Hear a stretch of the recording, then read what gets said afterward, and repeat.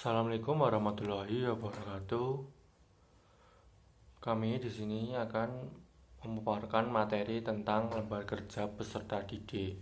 Sebelumnya, perkenalkan, nama saya Sindu Prasetyadi Nugroho dan rekan saya Anissa Tibuana Nanda Dewi. Lanjut saja ke materi yang pertama, pengertian LKPD. LKPD secara umum adalah kepanjangan dari lembar kerja peserta didik, merupakan salah satu sarana untuk membantu dan mempermudah dalam kegiatan belajar mengajar, sehingga akan terbentuk interaksi yang efektif antara peserta didik dengan pendidik, sehingga dapat meningkatkan efektivitas peserta didik dalam pembelajaran. Dan selanjutnya, macam-macam LKPD. Menurut Prastowo, jika dilihat dari segi tujuan disusunnya LKPD, maka LKPD dapat dibagi menjadi 5 macam bentuk. Yang pertama, LKPD yang membantu peserta didik menemukan sesuatu konsep. Yang kedua, LKPD yang membantu peserta didik menerapkan dan mengintegrasikan berbagai konsep yang telah ia temukan dalam pembelajaran. Yang ketiga, LKPD berfungsi sebagai penuntun belajar. Yang keempat, LKPD yang berfungsi sebagai penguatan. Yang kelima, LKPD berfungsi sebagai petunjuk praktikum.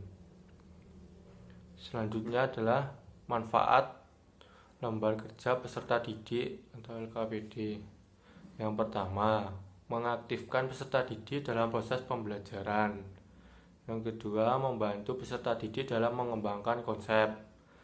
Yang ketiga, melatih peserta didik dalam menemukan dan mengembangkan keterampilan proses. Yang keempat, sebagai pedoman pendidik dan peserta didik dalam melaksanakan proses pembelajaran. Yang kelima, peserta didik memperoleh catatan informasi yang berupa materi.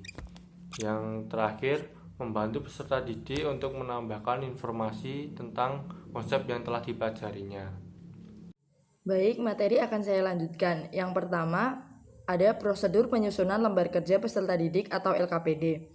Menurut Sajati, terdapat 4 variabel yang harus diperhatikan sebelum LKPD dibagikan kepada peserta didik, yaitu: yang pertama, kesesuaian desain dengan tujuan instruksional. Yang kedua, kesesuaian materi dengan tujuan instruksional. Yang ketiga, kesesuaian elemen dengan tujuan instruksional. Yang keempat, kejelasan penyampaian. Selain prosedur, LKPD juga memiliki unsur-unsur. LKPD terdiri atas 6 unsur utama, meliputi 1. Judul, 2. Petunjuk belajar, 3. Kompetensi dasar atau materi pokok, 4. Informasi pendukung, 5. Langkah kerja, dan 6. Penilaian.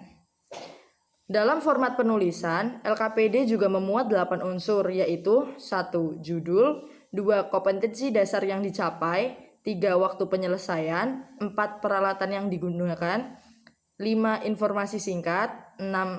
Langkah kerja, 7. Tugas yang harus dilakukan, dan ke-8. Laporan yang harus dikerjakan. Kesimpulan dari presentasi pada materi ini ialah LKPD atau lembar kerja peserta didik merupakan salah satu bentuk bahan ajar yang digunakan untuk membantu guru dalam melaksanakan proses pembelajaran di kelas.